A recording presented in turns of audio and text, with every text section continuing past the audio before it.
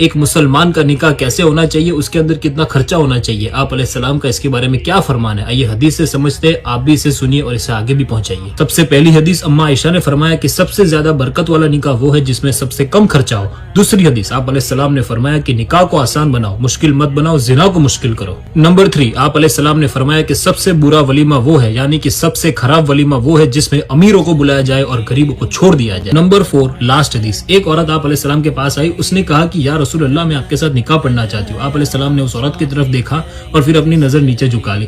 کچھ دیر کے لیے آپ علیہ السلام خاموش رہے. ایک صحابی کھڑے ہوئے, انہوں نے کہا کہ یا رسول اللہ اگر مجھے آپ اجازت دے تو میں اس عورت کے ساتھ نکاح پڑھنے کو تیار ہوں. آپ علیہ السلام نے پوچھا کہ کیا تمہارے پاس کچھ مہر میں دینے کے لیے کچھ ہے, تو اس صحابی نے کہا کہ اللہ کی قسم میرے پاس کچھ بھی نہیں ہے. آپ علیہ السلام نے کہا کہ جاؤ گھر پہ جا کے چیک کرو, اگر تمہیں کوئی لوہے کی انگوٹھی بھی مل جائے تو میں تمہارا نکاح اس کے ساتھ پڑھوا دوں گا. وہ صحابی کچھ دیر کے بعد واپس آئے, انہوں نے کہا یا رسول اللہ کی قسم کچھ نہیں ملا.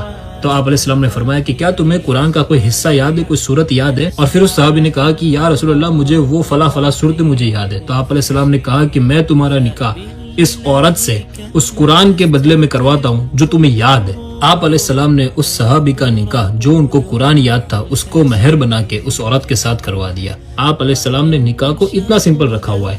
آپ اپنے گھر کے آس پاس یا رشتہ داروں میں کہیں پہ بھی چیک کریں جہاں پہ شادی ہو رہی ہو, کیا ان حدیثوں کی لائیو اپلیکیشن, لائیو امپلیمنٹیشن وہاں پہ ہو رہی یا نہیں ہو رہی. پھر ہم کمپلین کرتے کہ ہماری زندگی میں سکون نہیں ہے, پیسے نہیں ہے, سب بربادی ہے. کیوں؟ کیونکہ ہم سنت رسول بھول چکے ہیں.